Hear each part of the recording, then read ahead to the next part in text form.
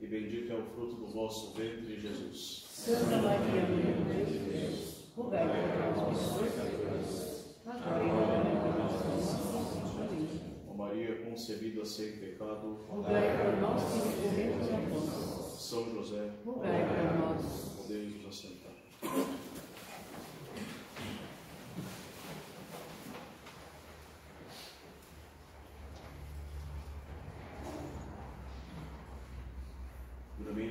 Alguns avisos. Nós teremos já no próximo domingo o início da nossa Semana Santa, com o domingo de Ramos, que vamos procurar avisar os horários certinho, né, durante já esta semana. Mas no próximo domingo de Ramos teremos uma só missa pela manhã às 9h30, por uma razão simples da liturgia de Ramos ser muito longa e não comportar uma manhã para a liturgia antiga. Não teremos a missa cantada de Ramos simplesmente às 9h30, não terá então a missa às 8h30. Então, os que vierem, né, para a missa da bênção de Ramos, né, cada um pode trazer então o seu próprio ramo a ser benzido. E domingo também teremos, domingo próximo, teremos ainda a missa rezada às 19 horas. Então, domingo de Ramos, somente uma missa, a missa da consagração dos ramos, às 9h30, missa cantada, depois a missa à noite, às 19 horas, missa rezada. Então, a bênção dos ramos será às 9h30. E as famílias que trazem crianças muito pequenas, é bom trazê-las muito bem alimentadas, porque a liturgia é um pouco longa e as crianças podem ficar com fome. Abraão, o vosso pai, suspirou quando viu o meu dia, ele viu e se alegrou. Se hoje escutais a voz do Senhor, não deixeis endurecer os vossos corações. A igreja, ela entra hoje no chamado tempo da paixão, que é uma segunda fase do tempo quaresmal. E a liturgia católica, ela vai acentuar os sinais de austeridades para mostrar que a paixão de Cristo, ela está próxima. Por exemplo, o Glória ao Pai é tirado do introito da missa. Nós não rezamos o Salmo 42 do Introito da Taridei no início da missa, por ser um salmo de alegria, um salmo de busca alegre pelo Senhor. Então, nesse tempo, a igreja porta na missa esse salmo. A cruz e as imagens dos santos na igreja, elas são cobertas com um pano roxo, para mostrar que a paixão de Cristo ainda não ocorreu. E se a paixão de Cristo ainda ela não ocorreu, os santos também não entraram no céu, porque os santos só entram no céu pela virtude da paixão de nosso Senhor Jesus Cristo. É a paixão de Cristo que abre a porta do céu aos santos. Assim, nesse tempo antes da paixão, as imagens são cobertas de roxo, os santos ainda não entraram no céu. E também as imagens dos santos e a cruz do altar coberta de roxo também vêm nos lembrar a vergonha dos nossos pecados, como se esses santos personagens estivessem se escondendo de nós, escondendo as suas faces diante da ingratidão dos homens, que retribui com maldades as grandes maravilhas e bondades de Deus. Deus, Ele nos chama a todo o momento, a todo instante. Ele acha mil modos de nos ostentar à luz da sua face e nos atrair para Ele. De tantas formas nós recusamos. Haverá um dia, o dia da nossa morte, em que depois de tanta recusa de olhar para a face de Deus, a sua face se esconderá de nós. Não mais poderemos encontrá-la. Assim, busquemos ao Senhor enquanto Ele se deixa encontrar, nos diz o salmista, para que Ele, voltando a sua face para nós, a nossa vida seja por Ele restaurada. A semelhança com Cristo, a nossa alma seja restaurada. Também, esses panos que cobrem as imagens vêm nos lembrar a tristeza da Igreja pelos sofrimentos de nosso Senhor Jesus Cristo na sua paixão, e assim nos leva um pouco mais de atenção neste tempo. Nosso Senhor vai dar a vida por nós, e isso não pode passar despercebido nas nossas meditações, na nossa consciência. A paixão de Cristo deve, então, nessa segunda fase da Quaresma, nos tirar um pouco mais a atenção. A paixão de Cristo, ela encontra a sua origem no pecado dos nossos primeiros pais. Nosso Senhor, Ele se encarnou para nos livrar do pecado. Um pecado que entrou no mundo pela falta cometida por Adão. E nós sabemos a gravidade de uma ofensa, que essa gravidade da ofensa, ela é medida pela dignidade da pessoa que é ofendida. É a dignidade da pessoa ofendida que mede o tamanho e a intensidade da ofensa. Como o pecado é uma ofensa feita a Deus, infinitamente digno, o pecado, então, ele se torna uma ofensa infinita. E não só para o pecado de Adão, mas também para todos os nossos pecados. São ofensas infinitas feitas contra a dignidade infinita de Deus. E assim nós entramos a humanidade entra num certo dilema. Como será possível reparar esta ofensa infinita, nós que somos seres finitos? A união de todos os seres finitos nunca dariam uma reparação infinita. Então, reparar a um Deus ofendido de forma infinita é para nós impossível.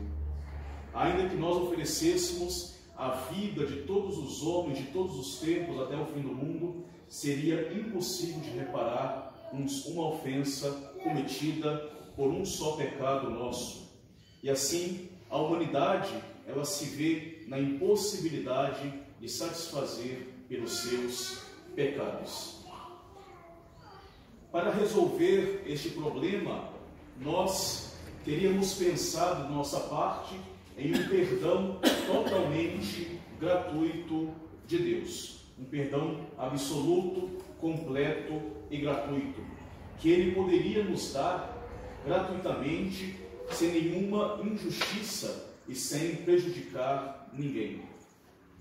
Mas, nesta hipótese de um perdão gratuito da parte de Deus por esta ofensa infinita, a justiça divina, ela não seria plenamente satisfeita. E depois também, com o perdão gratuito, o homem nunca iria compreender a gravidade de um pecado. Se Deus perdoasse com tanta facilidade o homem poderia pensar que o pecado não seria tão grave cometer. Assim, esse perdão gratuito de Deus não seria a melhor solução. Também, esse perdão gratuito não vai manifestar claramente e perfeitamente o amor que Deus tem pelos homens. Então, essa não seria, de fato, uma solução muito adequada. Assim, a sabedoria de Deus, sabedoria infinita, nos vai dar uma outra solução. Uma solução que é bem mais generosa da parte de Deus. Deus, ele vai permitir um mal sempre em vista de um bem superior. E dessa forma, se a infinita sabedoria de Deus permitiu o pecado, que é o maior dos males, foi justamente para que ocorresse a encarnação, para que ocorresse a obra da redenção, que vai se cumprir pelo Verbo feito carne, que é nosso Senhor Jesus Cristo. Por isso a Igreja Católica, na liturgia pascal, na vigília pascal, ela vai cantar no canto do Exultet: ó culpa feliz, a culpa de Adão, porque ela nos deu a oportunidade de ter um Redentor. Foi pelo pecado de Adão, foi por causa do pecado de Adão que Cristo se encarnou e veio ao mundo. Se não tivesse tido o pecado de Adão, nosso Senhor não teria vindo ao mundo. De tal forma que Deus, de um mal, nos tira um bem muito superior, um bem muito maior. Onde abundou o pecado, superabundou a graça de Deus por nosso Senhor Jesus Cristo. E Jesus Cristo, sendo um Deus e homem, uma só ação sua bastaria para satisfazer abundantemente pela infinita ofensa do pecado. E isso pela simples razão de que Cristo é Deus e cada ação de Cristo é feita com uma caridade infinita, com um amor infinito por Deus. E esta caridade de Cristo, homem-Deus, é infinitamente mais agradável de que todos os pecados são desagradáveis a Deus. Uma mínima ação de Cristo é mais agradável a Deus do que todos os pecados juntos dos homens, até o fim dos séculos, são desagradáveis a Deus. E assim, a encarnação, pela sabedoria divina, pelo querer divino, se torna necessária para satisfazer plenamente a justiça divina. A encarnação é a melhor resposta ao pecado. A encarnação de Cristo e a paixão de Cristo foi a melhor resposta ao pecado. Uma resposta divina, uma resposta que é dada pelo próprio Deus. É Deus que dá o primeiro passo para nos resgatar.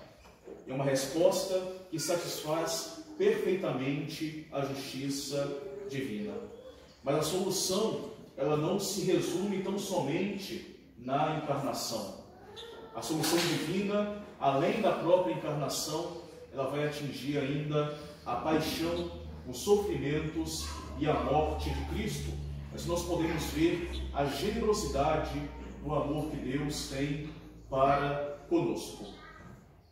Se uma única ação de Cristo, mesmo uma única ação do menino Jesus no presépio, podemos pensar o frio sentido pelo menino Jesus no presépio, teria bastado para a redenção de todos os homens.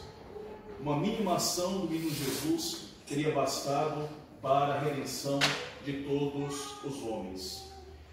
Se isso teria bastado, por que então Cristo teve que sofrer uma paixão tão sangrenta, tão cruel? Será que nós estamos diante de um Deus que é sedento de vingança? Deus, entre aspas, que teria sangue nos olhos? Claro que não, claro que não.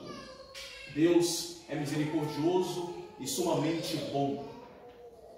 Como dissemos, a justiça divina, ela já está plenamente satisfeita com a mais simples ação de nosso Senhor Jesus Cristo, homem e Deus. São ações de um valor infinito. Mas se a providência divina, ela permite a morte e a paixão e morte de nosso Senhor Jesus Cristo, tem uma razão principal para isso, que é o amor de Deus por nós. Como diz São João, Deus amou de tal modo o mundo que lhe deu o seu Filho unigênito. E nosso Senhor, Ele mesmo desejava, com desejo ardente, a chegada da sua hora, que é a hora da sua paixão, a hora de demonstrar para nós a abundância do seu amor. Assim, o principal motivo da paixão de Cristo é o amor por nós, o seu imenso amor por nós. Foi por amor que Cristo, na sua paixão, lhe quis ser preso e amarrado no Jardim das Oliveiras, maltratado na casa dos sacerdotes, flagelado e coroado de espinhos diante de Pilatos, mostrado com grande vergonha à multidão sedenta pelo seu sangue. Foi por amor a nós que Ele quis carregar a cruz, Ele quis aquelas quedas dolorosas do caminho do Calvário, foi por amor que Ele quis ser despido das suas vestes, foi por amor que Ele quis ser crucificado e morrer numa cruz. Foi por amor a nós que Ele também vai adquirir 1000 dores interiores, 1000 vezes maiores que as dores exteriores, como por exemplo a tristeza mortal no Jardim das Oliveiras, diante da visão de todos os tormentos que Ele iria sofrer. Tudo isso foi por amor a nós. Ele quis mostrar este amor infinito, amor capaz de sofrer todas as dores para o bem daqueles que ainda eram seus inimigos, que ainda eram pecadores. E ao nos mostrar o seu amor, Ele só queria da nossa parte uma coisa, que nós o amemos em troca. A paixão de Cristo, ela vem então destruir os obstáculos que se opõem à conversão da nossa alma. Em particular, ela vem destruir a dureza do nosso coração diante de um Deus que tanto nos ama, que não guarda nem mesmo o seu Filho único, mas o entrega totalmente a nós. A paixão de Cristo é a voz de Deus que soa estrondosa e que nos chama para a conversão total para Ele. A paixão de Cristo, ela é um livro perfeito de doutrina, de espiritualidade e de vida católica. São Boaventura dizia que o crucifixo era a sua biblioteca, e São Francisco de Sales falava que o crucifixo é o verdadeiro livro do cristão. A paixão de Cristo, de fato, é um livro onde nós podemos ler a palavra amor, e amor de fato, amor verdadeiro, amor que vai até as últimas consequências e de sacrificar a si mesmo pelo bem do próximo. Da paixão de Cristo, nós podemos tirar vários frutos. A paixão de Cristo e sua cruz, de modo particular, é a cátedra mais eloquente que pode existir. O Salvador, nosso Senhor Jesus Cristo, Ele nos ensina do alto da sua cruz, através do seu exemplo. Ele nos ensina a prática das virtudes, sem as quais o homem não pode se salvar. A obediência, a humildade, a paciência, a justiça, a fidelidade, o perdão ao próximo, o cumprimento à vontade de Deus. Pela paixão de Cristo, a feiura e as gravíssimas consequências do pecado nos são mostradas de forma clara, patente. Os sofrimentos as feridas, as chagas, os opróbrios em geral suportados por Cristo na sua paixão deveriam ter sido carregados por nós, deveriam ter sido feitos contra nós, os verdadeiros culpados. Assim, à vista dessas graves consequências do pecado, tão graves que levam a Deus a um tal sofrimento, nós devemos ser levados a abandonar todo o pecado. A paixão de Cristo é a derrota mais humilhante que pôde ter o demônio.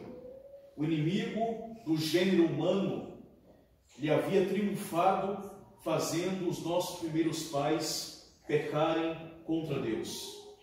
E a morte, amargo fruto do pecado, o salário do pecado é a morte, hoje em São Paulo, a morte é o troféu que o demônio traz sobre a humanidade. E nosso Senhor, Ele vem destruir esta obra perniciosa do demônio através da sua morte. Justamente pela morte, nosso Senhor mata a morte, como diz a liturgia pascal. E quando o demônio acreditava, enfim, ter vencido, ele é, pela morte de Cristo, definitivamente humilhado e derrotado. Sofrer por aquele que nós amamos e lhe fazer o bem, eis o leitmotiv da paixão de nosso Senhor Jesus Cristo. Ele fez tudo isso por amor. Sofrer por aquele que amamos e lhes fazer o bem. São as duas coisas que nos fazem conhecer um verdadeiro amigo, nos diz Cícero. Todos os sofrimentos e todos os bens que decorrem da paixão de Cristo nos mostram então a grandeza do seu amor de amigo por nós, e um amor de um amigo verdadeiro. Na paixão de Cristo, a justiça e o amor, eles se encontram de um modo perfeito. A justiça e a misericórdia se abraçam pela cruz de nosso Senhor Jesus Cristo. Em Cristo, na sua paixão, é o amor que vence, embora tenha essa finalidade primeira de satisfazer pelos nossos pecados. Ela tem como objetivo mostrar aos homens o amor infinito de Deus por nós, a fim de que nós o amemos em troca. A paixão, então, é a maneira mais conveniente de nos resgatar dos nossos pecados. Porque nós fomos levados a pecar contra Deus, e assim nós somos levados a Deus e afastados do pecado de uma maneira admirável, de uma maneira superabundante de graças. Um homem seria incapaz de pensar numa resposta tão perfeita a este problema do pecado. Deus se encarna e se entrega totalmente por nós, por amor. Então não fiquemos, de nossa parte, indiferentes a um tal amor que Deus tem por nós. Se hoje nós ouvimos a voz do Senhor pela eloquência dos excessos da sua paixão, nós não devemos endurecer o nosso coração, mas seguir o Salvador, seguir os seus preceitos, carregando cada um com verdadeira alegria a sua cruz. Não sejamos como os judeus do Evangelho de hoje, que não encontrando nenhuma falta, nenhum pecado em nosso Senhor Jesus Cristo, quiseram ao mesmo tempo lapidá-lo. Ao contrário, vivamos de agora em diante inteiramente para nosso Senhor Jesus Cristo. Façamos a Ele companhia na sua paixão. Consideremos com frequência a misericórdia, a bondade, o amor infinito de Cristo por nós e que nos foram manifestados na sua paixão e morte. Peçamos também a Nossa Senhora das Dores a graça de nos fazer verdadeiros herdeiros destes bens que Cristo nos adquiriu pelo meio da sua paixão. Foi pela alma que Cristo, foi pela nossa alma que nosso Senhor sofreu e morreu. E é pelas suas chagas que as feridas da nossa alma, deixadas pelos pecados, são de fato inteiramente curadas. É pelas suas chagas que nós somos curados. Louvado seja o nosso Senhor Jesus Cristo. Assim seja louvado. Em nome do Pai, do Filho e do Espírito Santo. Amém.